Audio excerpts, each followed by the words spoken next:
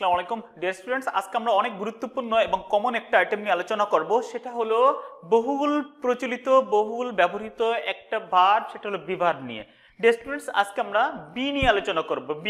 B ভার্বটা কি, B ভার্বের যত ব্যবহার আছে, যত ক্ষেত্রে এর ইউজেস আছে, এসব নিয়ে আমরা আলোচনা করব। সো ডিয়ার স্টুডেন্টস, আজ আমাদের মূল আলোচ্য বিষয় সব থেকে বেশি প্রচলিত ব্যবহৃত এবং কমন একটা আইটেম, সেটা হলো বি ভার্বের ব্যবহার।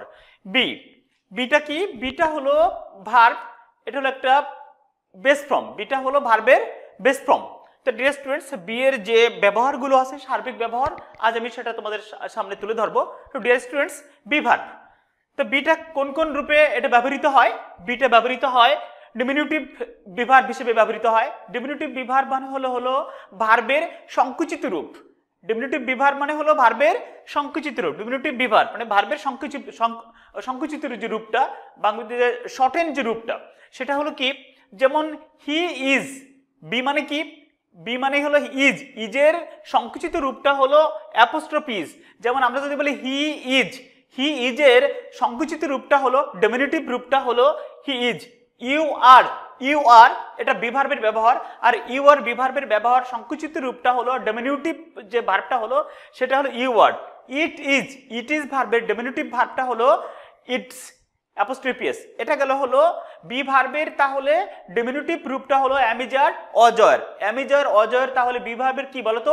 ডমিনেটিভ রূপ, অর্থাৎ এর সংকুচিত রূপ। Next dear students, be verb bolding be, that means be ভার্বের জোরালো রূপ। বি ভার্বের জোরালো রূপ মানে হলো কি? অ্যামিজার প্রেজেন্ট ফর্ম, অজয়ের পাস্ট ফর্ম। অ্যামিজার অজয়ের হলো বি ভার্বের বোল্ডিং ফর্ম। তো ডিয়ার স্টুডেন্টস, নেক্সট আসবে হলো নেগেটিভ বি। আমরা সাধারণত কি নেগেটিভ বি, যখন অ্যামিজার অজয়কে নেগেটিভ করি তখন কি রূপটা আসে? সেই রূপটা হলো, সেই ফর্মটা হলো ইজ নট। ইজের ইজকে যখন আমি নেগেটিভ করছি তখন ইজ নটের রূপটা হচ্ছে ইজ এন অ্যাপোস্ট্রফি টি। আর নটকে যখন আমি নেগেটিভ করছি আর এন অ্যাপোস্ট্রফি টি।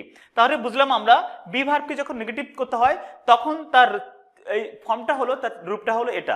দেন ডিয়ার স্টুডেন্টস, কন্টিনিউয়াস বি, আমরা সব এটার ব্যাপারে আমরা সবাই কমন, এটা ক্লাস 2-3 থেকে স্টার্ট হয়েছে। বি ভার্বটা কি? কন্টিনিউয়াস টেন্সে একটা অক্সিলারি ভার্ব লাগে, সেই অক্সিলারি ভার্বটা হলো be verb. That means am is are, অজয়ের, shall be, will be, been, being, এইগুলো হলো বি ভার্বের ব্যবহার। তো বিটা কি? যেমন ইজ গোয়িং, এটা কন্টিনিউয়াস যাচ্ছে। তারপরে ওয়ার প্লেইং, খেলতেছিল। এই যে present continuous, present perfect continuous, past continuous, future continuous, এই যে ব্যবহারটা, বি মানেই হলো কন্টিনিউয়াস, মানেই হলো অ্যামিজার অজর অবশ্যই আসবে। এটা তোমরা সবাই জানো, নিয়ে আর কথা বলবো না। তো dear student, next modal beta কি? এটা তোমাদের হয়তো সবাই জানা নাই। মডাল বিটা হলো M2 আর 2 ওয়ার 2, M2 আর 2 ওয়ার 2। যেমন I am to teach you, আমি teacher, I am to teach you. এটা হয়তো তোমাদের ওইভাবে প্র্যাকটিস করা হয়নি। আই অ্যাম টু টিচ মানে আমি হলো শিক্ষক। কোনো কাজ যখন নৈতিক দায়িত্ব থেকে হয়ে যায় তখন M2 আর 2 ওয়ার 2 বসে। M2 আর 2 ওয়ার 2 এর আরেকটা ব্যবহার আছে, কোনো কাজ করার কথা ছিল, করার কথা আছে, এরকম কোনো কিছু বোঝাতে, স্পেশালি নৈতিক দায়িত্ব যেটা, সেই ক্ষেত্রে M2 আর 2 বসে।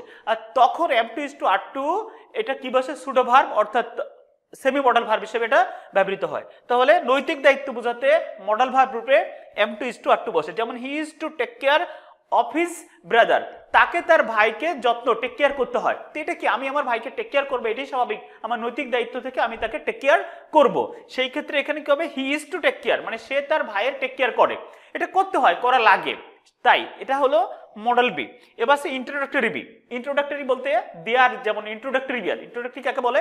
Provisional subject. যখন কোনো সেন্টেন্সের মধ্যে সাবজেক্ট থাকে না, তখন একটা সেন্টেন্স লিখতে গেলে অস্থায়ী সাবজেক্ট হিসেবে ইন্ট্রোডাক্টরি দেয়ার আসে। তো ইন্ট্রোডাক্টরি মানে কোনো কিছুর অস্তিত্ব থাকে। দেয়ার ইজ আল্লাহ আছে। আমাদের আশেপাশে তো অনেক লোকে কি এখন দেখা যায়, তারা বলছে দেয়ার ইজ নো গড। অনেক লোকেই বলে যে দেয়ার ইজ নো গড। যাই হোক, দেয়ার ইজ আল্লাহ আছে, এটা অস্তিত্ব বোঝাতে দেয়ারটা হলো ইন্ট্রোডাক্টরি, আর তার ভার্ব হিসেবে আসবে হলো ইজ। এইটা হলো বি ভার্বের আরেকটা ব্যবহার।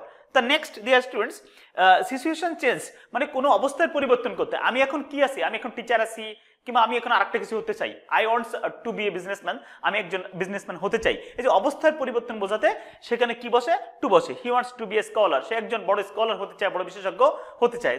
দেন ডিয়ার স্টুডেন্টস, আমার সে লিঙ্কিং ভার্ব, লিঙ্কিং ভার্বটা খুব ইম্পর্টেন্ট একটা ব্যাপার। বি ভার্ব হলো লিঙ্কিং ভার্বের সব থেকে বড় উপাদানটা হলো be verb.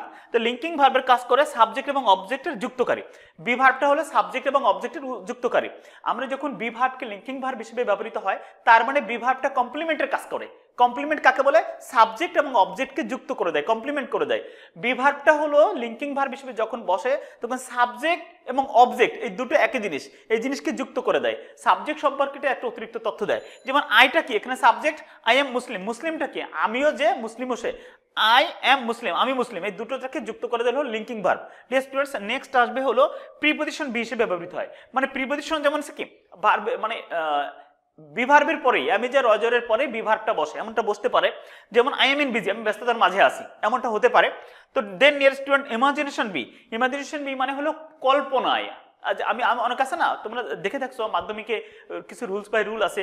If I were a bird, যদি আমি পাখি হতাম, I would fly in the sky, আমি আকাশে উঠতাম। এই যে কাল্পনিক চাওয়াটা, কাল্পনিক আকাঙ্ক্ষাটা, সেখানে কি বসছে, সেখানে বসছে ওয়ার। ওয়ারটা হলো, ওয়ারটা কি মনে আছে? তাহলে ওয়ারটা হলো বি ভার্বের বোল্ডিং ফর্ম এবং এটা পাস্ট ফর্ম হিসেবে ব্যবহৃত হয়। তো দেন ডিয়ার স্টুডেন্টস, প্যাসিভ ভয়েসে আমরা জানি প্রেজেন্ট ইনডেফিনিট এবং পাস্ট ইনডেফিনিটকে যখন প্যাসিভ করতে হয় তখন সাবজেক্টের পরে বি ভার্ব আসে। প্রেজেন্ট ইনডেফিনিট টেন্সে আসে অ্যামিজার, পাস্ট ইনডেফিনিট টেন্সে আসে অজয়ার। যেমন এখানে বলা হয়েছে হি ইজ কল্ড, তাকে বলা হয় কি বলা হয়? দ্য গ্রেট চেঞ্জার, তার হচ্ছে বড় পরিবর্তনকারী হিসেবে তাকে ধরে নেওয়া হয়, তাকে বলা হয়। সে বলে না, তাকে বলা হয়। এটা প্রেজেন্ট ইনডেফিনিটের প্যাসিভ যখন আসে অ্যামিজার, ওয়াজার, ভার্ব থ্রি বসে। তো ডেস্টের নেক্সট আমরা জানি ইনফিনিটিভ, ইনফিনিটিভ আছে আমাদের। ইনফিনিটিভটা কেমন? ইনফিনিটিভটা হলো ইনফিনিটিভ টু ভার্বের বেস ফর্ম, এটাকে আবার প্যাসিভ করা যায়। যেমন আমরা এখানে বলতে পারি he is to be married, এরকম। তারপরে আছে দেখো changing, going, coming and going. Be ভার্বের আরেকটা ব্যবহার হলো গেন কামিং অ্যান্ড গোয়িং, মানে আসা যাওয়া বোঝাতে। কোথাও আসা যাওয়া, যেমন আমি এবার বাড়িতে আসা যাওয়া মানে কি অস্থায়ীভাবে কোথাও আসা যাওয়া। যেমন আমি যদি আমাকে জিজ্ঞেস করে যে তুমি কি কখনো কক্সবাজার গিয়েছো, আমি একটা এখানে উদাহরণ দিয়েছি যে have you ever been to Syria, তুমি কি কখনো সিরিয়াতে গিয়েছো? এই কি কোথাও আসা যাওয়া এমন বোঝাতে সেখানে বি ভার্বের ব্যবহারটা হয়। তোমরা এমন অনেক ট্রান্সলেশন দেখে থাকছো, অনেকে বলে তুমি কি কখনো কক্সবাজার গিয়েছো? Have you ever been to Cox's Bazar, have you ever been to Cox's Bazar, তুমি কি কখনো কক্সবাজার গিয়েছো? এটা প্রশ্ন করা হয়। মানে তাহলে এখানে গিয়েছো গণ হওয়ার কথা ছিল, কিন্তু সেখানে কি হয়েছে?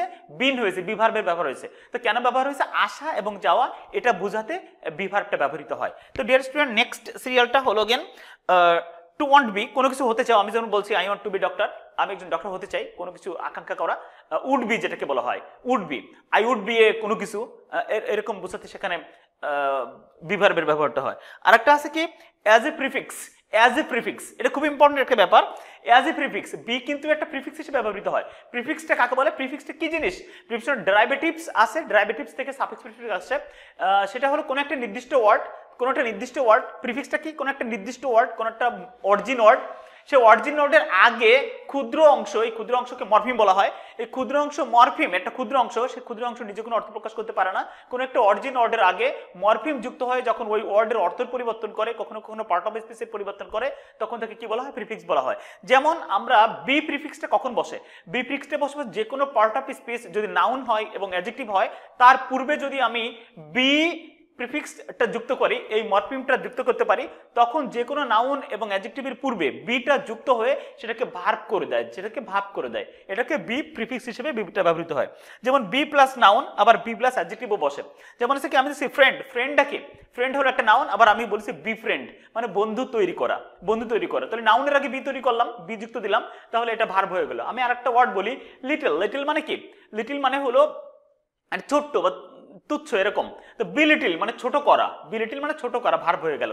তো ডিয়ার স্টুডেন্ট, এটা ছিল হলো বি এর যাবতীয় যত ব্যবহার আছে, কোন কোন ক্ষেত্রে কোন ব্যবহার আছে, বি এর ডিটেইলস ছিল এটা। তো ডিয়ার স্টুডেন্ট, এটা যদি তোমরা টুকে নাও, লিখে নাও, এই কথাগুলো যদি আবার তোমরা রিপিট করে লেকচারটা শোনো, তাহলে বি ব্যবহৃত এমন প্রত্যেকটা জায়গা সম্পর্কে তোমরা অবগত হয়ে যাবা। আরো কিছু কিছু বি রিলেটেড ফ্রেজ আছে, কিন্তু বেসিক্যালি আপনার তোমার মৌলিক যে পার্টগুলো হয় বি ব্যবহার এটা। তো ডিয়ার স্টুডেন্ট, আসসালামু আলাইকুম।